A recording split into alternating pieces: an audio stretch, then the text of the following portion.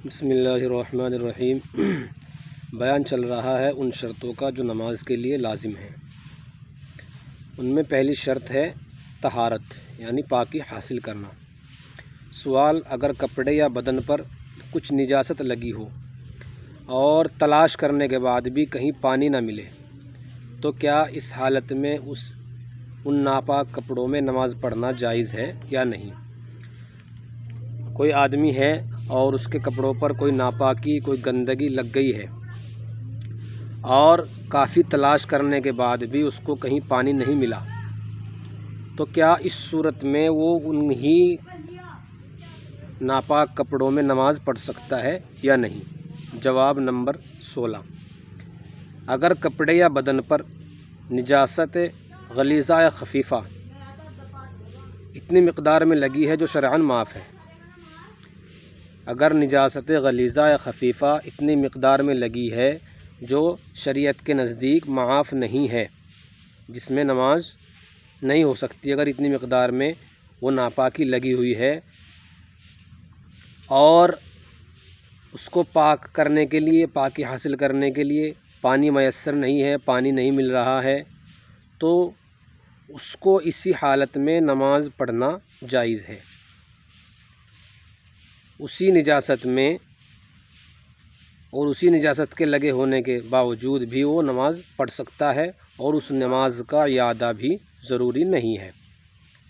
यानी कि अगर पानी नहीं मिल रहा है काफ़ी तलाश करने के बाद और निजासत वो नापाकी इतनी लगी हुई है कपड़े पर या बदन पर कि पाकी हासिल नहीं कर सकता और इतनी ज़्यादा लगी हुई है जो माफ़ नहीं है, लेकिन पानी हासिल नहीं है और पानी जब हासिल नहीं है तो पाकी भी दूर नहीं कर सकता, यानी कि नापाकी को ख़त्म नहीं कर सकता, तो इसलिए उसके लिए बेहतर है कि उसी हालत में नमाज़ पढ़ ले और उस नमाज के यादे की भी ज़रूरत नहीं है, यानी कि उस नमाज को लौटाने की भी ज़रूरत नहीं है। मसअला नंबर 17, अगर किसी आदमी का सारा कपड़ा नापाक है, या सारा तो नहीं है लेकिन ज़्यादातर नापाक है, चौथाई हिस्सा उसका पाक है, यानी कि ज़्यादा नापाक है और चौथाई हिस्सा उसका पाक है, यानी कि थोड़ा पाक है बाकी सब नापाक है, और बाकी सब का सब नजिस है, यानी कि सब नापाक है, चौथाई हिस्सा उसका पाक है बाकी सब नापाक है। तो ऐसे वक्त में भी दुरुस्त है कि उस कपड़े को पहनने नमाज पढ़े, और ये भी दुरुस्त है कि कपड़ा उतार कर नमाज़ पढ़े।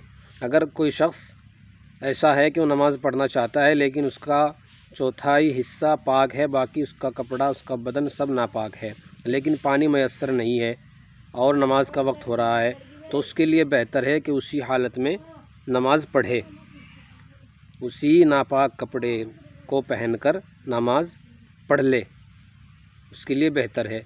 और अगर कपड़े को उतार कर नंगे भी नमाज़ पढ़ना चाहता है तो नंगे होकर भी नमाज़ पढ़ सकता है। शर्त यह है कि ऐसी जगह हो जहाँ कोई ना देखे, कोई शख्स दूसरा वहाँ पर ना हो। नंगे किस तरह नमाज़ पढ़ेगा, उसका तरीक़ा ये है कि वो बैठकर नमाज़ पढ़े, सजदा और रुकू इशारे से करे और बैठकर अपनी नमाज़ मुकम्मल कर ले, लेकिन बेहतर और अफजल ये है कि उन्हीं नापाक कपड़ों में नमाज़ पढ़ ले, उसकी नमाज हो जाएगी। दूसरी शर्त है सतर औरत। जिन 3 शर्तों का नमाज में इब्तिदा से इंतहा तक पाया जाना ज़रूरी है, उनमें दूसरी शर्त सतर औरत है, यानी उस हिस्से का जिस्म के छुपाना बहालत नमाज फ़र्ज़ है जिसका ज़ाहिर करना शरअन हराम है, खा तन्हा नमाज पढ़े या लोगों के सामने, दोनों सूरत में सतर का छुपाना लाजिम है।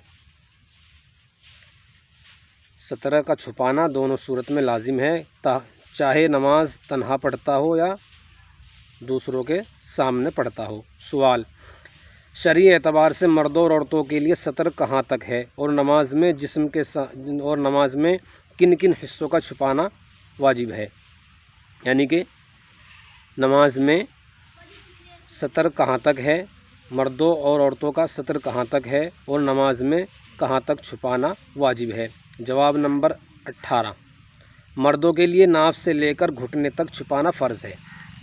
मर्दों के लिए नाफ से लेकर घुटनों तक बदन का छुपाना फ़र्ज़ है और औरत का सारा जिस्म, औरत का पूरा बदन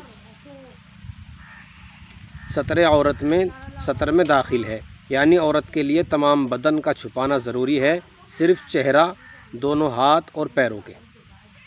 औरत के लिए पूरा बदन छुपाना फ़र्ज़ है, सिर्फ़ उसके चेहरे, दोनों हाथ की हथेली और दोनों पाँव के, इसके अलावा पूरे बदन का छुपाना औरत के लिए फ़र्ज़ है।